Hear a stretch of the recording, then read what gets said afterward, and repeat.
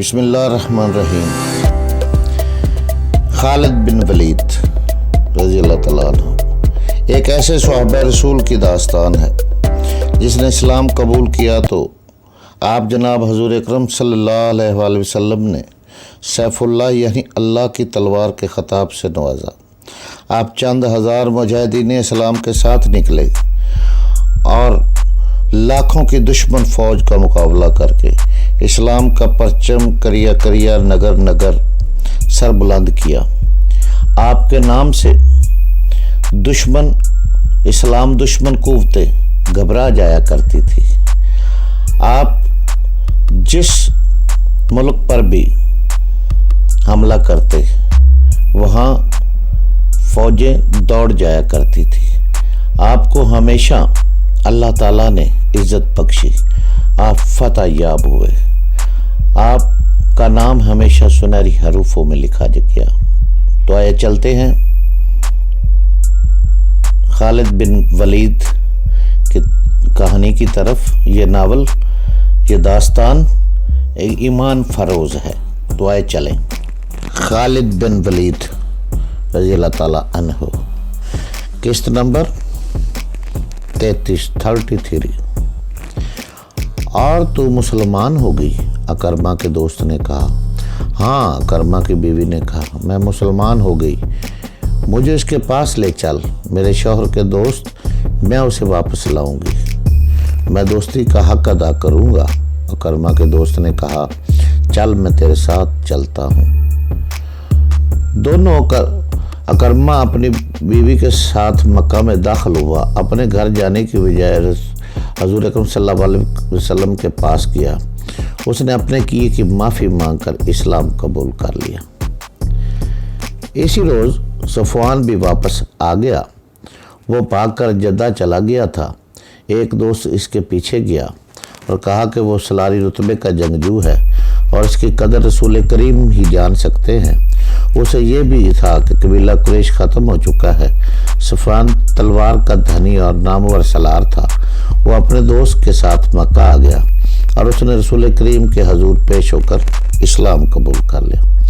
ابو سفیان کی بیوی ہند ایسی عورت تھی جس کے متعلق سوچا بھی نہیں جا سکتا تھا کہ اسلام قبول کر لے گی۔ رسول کریم نے اس کے قتل کا حکم دے رکھا تھا اور وہ روپوش تھی۔ ابو سفیان اسلام قبول کر چکا تھا۔ ہند کو جب پتہ چلا کہ اکرمہ اور صفوان رضی اللہ تعالیٰ عنہ نے بھی اسلام قبول کر لیا ہے تو وہ سامنے آنے سے ڈرتی تھی، اور پھر ایک روز سامنے آ گئی، یہ جانتے ہوئے کہ اسے قتل کر دیا جائے گا۔ اور رسول اکرم کے حضور جب پہنچی، آپ نے اسے معاف کر دیا اور وہ مسلمان ہو گئی۔ مکہ کے ارد گرد دور اور نزدیک کچھ قبائل تھے۔ ان میں بعض بت پرست تھے اور کئی توہمات کو عقیدہ بنائے ہوئے تھے۔ رسول کریم نے ان کی طرف پیغام بھیجے کہ وہ اللہ کا سچا نبی ہے، اسلام قبول کر لے۔ پیغام لے جانے والے فوجی تھے، لیکن آپ نے حکم دیا تھا کہ کسی پر تشدد نہ کیا جائے اور سخت کارروائی سے گریز کیا جائے۔ مکہ کے جنوب میں تہامہ کا علاقہ تھا جہاں جنگجو قبائل بکھرے ہوئے تھے۔ ان کے متعلق مشہور تھا کہ لڑنے پر اتر آئیں گے، اس لیے اس علاقے میں فوج کا ایک دستہ بھیجا گیا اور اس کی کمان حضرت خالد رضی اللہ تعالیٰ عنہ کو دی گئی۔ تمام کا تمام دستہ گھڑ سوار تھا۔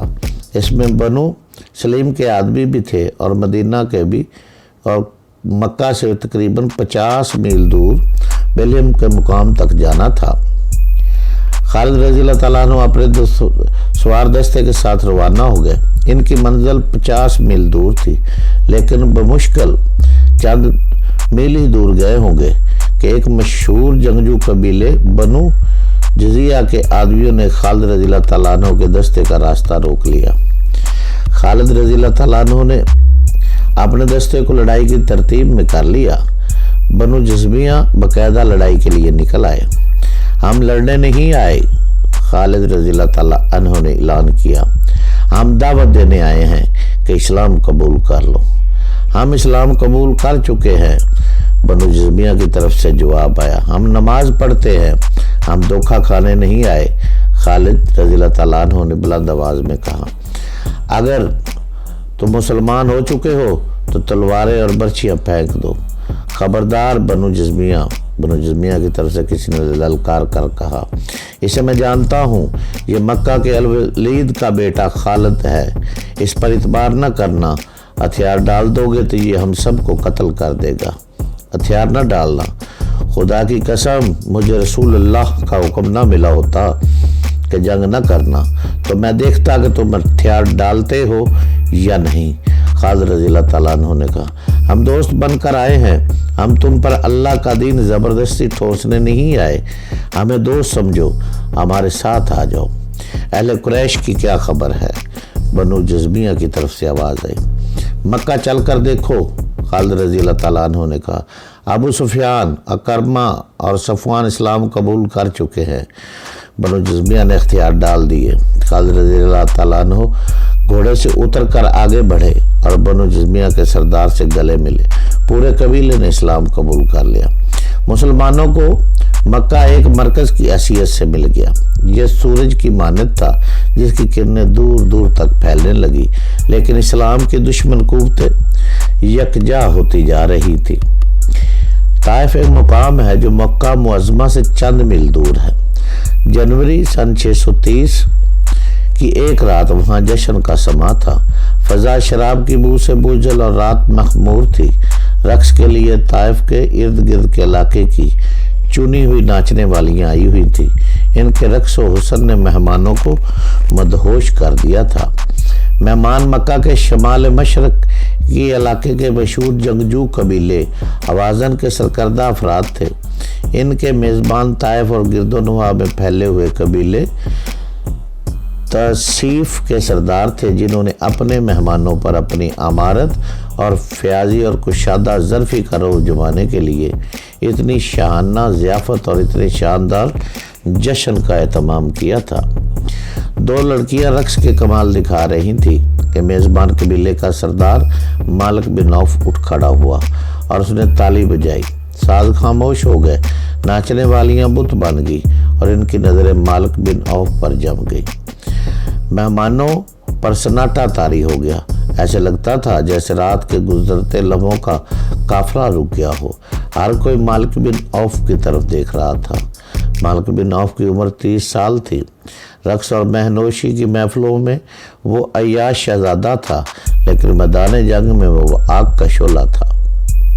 وہ صرف تیز زنی اور تیر اندازی اور گھڑ سواری میں ہی مہارت نہیں رکھتا تھا، بلکہ فن و حرب و ضرب کا بھی ماہر تھا۔ انہی اوصاف کی بدولت وہ قبیلے کا سالار تھا۔ جنگ کے معاملے میں وہ انتہا پسند تھا۔ یوں لگتا تھا جیسے ٹھنڈے دل سے سوچنا اسے آتا ہی نہیں۔ اس کی جنگی چالیں اس کے دشمن کے لیے بڑی خطرناک ہوتی تھی۔ قبیلہ قریش میں جو حیثیت کسی وقت خالد بن ولید کو حاصل تھی، ویسا ہی دبدبہ مالک بن عوف کا اپنے قبیلے پر تھا۔ ہم نے بہت کھا لیا ہے، مالک بن عوف نے رقص رکوا کر میزبانوں اور مہمانوں سے خطاب کیا۔ ہم شراب کے مٹکے خالی کر چکے ہیں، ہم تھرکتی ہوئی جوانیوں سے لطف اندوز ہو چکے ہیں۔ کیا ہمارے مہمانوں نے یہ نہیں سوچا کہ ضیافت اور اس جشن کی تقریب کیا ہے؟ میں نے تمہیں کوئی خوشی منانے کے لیے اکٹھا نہیں کیا۔ اے اہل حوازن، میں نے تمہاری غیرت کو چاہنے کے لیے تمہیں اپنے ہاں بلایا ہے۔ حوازن کی غیرت سوئی کب تھی؟ مالک بن عوف قبیلہ حوازن کے ایک سردار نے کہا۔ محتمہ، تمہاری غیرت کو کس نے للکارا ہے؟ مسلمانوں نے، مالک بن عوف نے کہا۔ محمد نے؟ کیا تم محمد کو نہیں جانتے؟ کیا تم بھول گئے ہو اس محمد کو جو اپنے چند ایک ساتھیوں کے ساتھ مکہ سے بھاگ کر یثرب میں پناہ لینے چلا گیا تھا؟ جانتے ہیں، 2-3 آوازیں اٹھی، اچھی طرح جانتے ہیں۔ وہ اپنے آپ کو خدا کا نبی کہتا ہے۔ ہم اسے نبی نہیں مانتے، ایک اور آواز اٹھی۔ کوئی نبی ہوتا تو ہم میں سے ہوتا، جو اہل سیف ہے، بنو حوازن کے قبیلے سے ہوتا۔ وہ نبی ہے یا نہیں؟ مالک بن عوف نے کہا۔ میں تمہیں یہ بتانا چاہتا ہوں کہ جس مکہ سے محمد بھاگا تھا، اس مکہ کا اب وہ حاکم ہے۔ مکہ میں اس کا حکم چلتا ہے، اس کی جنگی طاقت بڑھتی جا رہی ہے۔ قبیلہ قریش اور اس کے آگے ہتھیار ڈال چکا ہے اور اس کے مذہب کو قبول کرنا چلا جا رہا ہے۔ ابو سفیان اقربہ اسفان جیسے جابر جنگجو محمد کا مذہب قبول کر چکے ہیں۔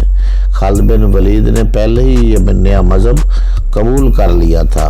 مسلمانوں نے مکہ میں تمام بت توڑ ڈالے ہیں۔ اہل قریش کو اپنی غیرت اور اپنے مذہب کا پاس ہوتا تو اپنی تلواریں اپنے پیٹوں میں گھونپ لیتے، کسی اور نے کہا۔ اب ستاروں سے بھرا ہوا آسمان یہ دیکھے گا کہ حوازن اور ثقیف اپنی غیرت کا کتنا پاس رکھتے ہیں۔ مالک بن عوف نے کہا، کیا تو چاہتا ہے کہ ہم میں سے کوئی محمد کو قتل کر دے؟ قبیلہ حوازن کے ایک سردار نے کہا، اگر تو یہی کہنا چاہتا ہے تو یہ کام میرے سپرد کر۔ اب محمد قتل کر دینے سے کچھ حاصل نہیں ہوگا۔ مالک بن عوف نے کہا، اسے قتل کرو گے تو اس کے پیروکار اسے اپنے دلوں میں زندہ رکھیں گے۔ ان کی تعداد اتنی زیادہ ہو گئی ہے کہ ایک آدمی کے قتل سے وہ اس راستے سے نہیں ہٹیں گے جس پر انہیں ڈال دیا گیا ہے۔ کہتے ہیں کہ محمد کے ہاتھ میں کوئی جادو آ گیا ہے۔ حوازن کے ایک سردار نے کہا، وہ جس پر نگاہ ڈالتا ہے وہ اس کا مطیع ہو جاتا ہے۔ جہاں تلوار چلتی ہے وہاں کوئی جادو نہیں چل سکتا۔ حوازن قبیلے کے ایک اور سردار نے اپنی تلوار کے دستے پر رکھ کر کہا، مالک آگے بول، تو کیا کہتا ہے؟ ہم تیرے ساتھ ہیں۔ میں کہنا یہ چاہتا ہوں کہ ہم نے محمد کے اسلام کو نہ روکا تو یہ سلام کی طرح بڑھتا ہوا ہم سب کو قبیلہ قریش کی طرح بہا لے جائے گا۔ مالک بن عوف نے کہا، نہ حوازن رہیں گے نہ ثقیف کا وجود ہوگا۔ قبیلہ قریش کو محکوم بنانے والے کو ہم مکہ کے اندر ہی ختم کریں گے۔ کیا تم محکوم بن جانے کا مطلب سمجھتے ہو؟ مالک بن عوف نے سب کی طرف دیکھا اور بولا، اگر نہیں سمجھتے تو میں تمہیں سمجھاتا ہوں اور بتاتا ہوں۔ اس نے اپنے پیچھے دیکھا۔ مالک بن عوف کے پیچھے مہمانوں میں ایک محمد سفید ریچھ بیٹھا تھا۔ اس کا رنگ دوسروں کی نسبت صاف اور سفیدی مائل تھا۔ وہ ضعیف اتنا تھا کہ اس کا سر ہلتا تھا اور کمر میں ہلکا سا خم بھی تھا۔ اس کے ہاتھ میں اپنے قد جتنا لمبا عصا تھا، قدوں سے ٹخنوں تک چوگا بتا پہنا ہوا تھا کہ وہ کوئی عالم ہے یا مذہبی پیشوا۔ مالک بن عوف کے اشارے پر اٹھا اور مالک کے پاس آ گیا۔ تم پر اس کی رحمت ہو جس نے تمہیں پیدا کیا، بوڑھے نے کہا، اور وہ دیوتا تمہارے بچوں کے محافظ ہوں جن کی تم پوجا کرتے ہو۔ تم محکومی اور غلامی کا مطلب نہیں سمجھ سکتے تو مجھ سے پوچھو۔ میری 4 جوان بیٹیاں ہیں، مسلمانوں کی لونڈیاں ہیں، اور میرے 2 جوان بیٹے مسلمانوں کے خلاف ہیں۔ وہ تیغ زنی اور شہسوار تھے، لیکن اب انہیں تلوار ہاتھ میں لینے کی اور گھوڑے پر سوار ہونے کی اجازت نہیں۔ ہمیں گھروں سے نکال دیا گیا ہے۔ کیا تمہیں یاد نہیں کہ قریش نے مدینے کا محاصرہ کیا تھا تو مسلمانوں نے شہر کے گرد خندق کو دی تھی؟ قریش اس خندق کو پھلانگ نہیں سکے تھے۔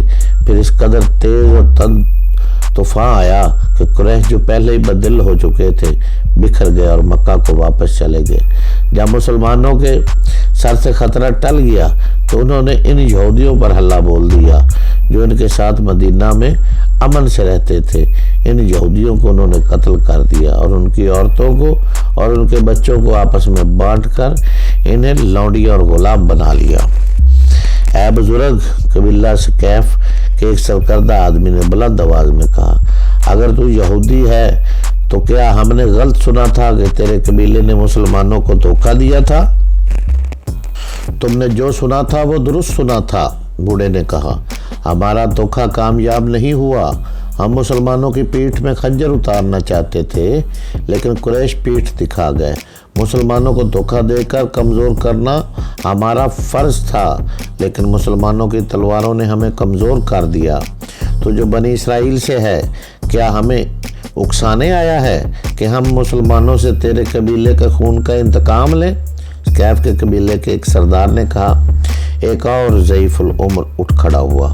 اس کا نام القمہ تھا۔ اس کا نام تاریخ میں تو نہیں ملتا لیکن یہ پتہ نہیں چلتا کہ وہ قبیلہ حوازن سے تھا یا قبیلہ ثقیف سے۔ خاموش رہو، در بن اسما نے گرج کر کہا، ہم بنی اسرائیل کے خون کا انتقام نہیں لیں گے۔ کیا تم ابھی تک شک میں ہو؟ کیا تم ابھی تک نہیں سمجھے کہ ہم نے مسلمانوں پر حملہ کر کے ان کا خون اپنی تلواروں کو نہ پلایا اور ان کے زخمیوں کو گھوڑوں تلے نہ روندا، تو وہ ہمیں بھی قتل کر کے تمہاری بیٹیوں کو، تمہاری بہنوں کو اور تمہاری بیویوں کو اپنی لونڈیاں اور ہمارے بچوں کو اپنا غلام بنا لیں گے۔ اس سے پہلے کہ ان کے گھوڑے طائف کی گلیوں میں نہائیں، کیا یہ اچھا نہیں ہوگا کہ ہمارے گھوڑے ان کی لاشوں کو مکہ کی گلیوں میں کچلتے پھرے؟ مالک بن عوف نے جوش سے لرزتی ہوئی آواز میں کہا، بنی اسرائیل کا یہ بزرگ ہماری پناہ میں آیا ہے۔ اس نے اپنے قبیلے کا جو انجام بتایا ہے، میں تمہیں اس کا انجام سے بچانا چاہتا ہوں۔ اٹھو اور رات کے نام پر حلف اٹھاؤ کہ ہم محمد اور اس کے تمام پیروکار جنہوں نے مکہ کے تمام بت توڑ ڈالے ہیں ختم کر کے اپنی عورتوں کو اپنے منہ دکھائیں گے۔ اس زمانے میں جب اسلام کی کرنیں مکہ سے پھیل رہی تھی، عرب میں بت پرستی عام تھی۔ وہ خدا کو بھی مانتے تھے، لیکن خدا تک رسائی حاصل کرنے کے لیے بتوں کے آگے ہاتھ پھیلاتے تھے۔ ان کا عقیدہ تھا کہ بتوں کو راضی کیے بغیر خدا کو راضی نہیں کیا جا سکتا۔ بتوں کی خوشنودی کے لیے وہ کچھ رسمیں ادا کرتے تھے۔ طائف کے علاقے میں جس بت کو پوجا جاتا تھا اس کا نام لات تھا، جو انسانی یا حیوانی شکل کا نہیں تھا، وہ بہت بڑا پتھر تھا۔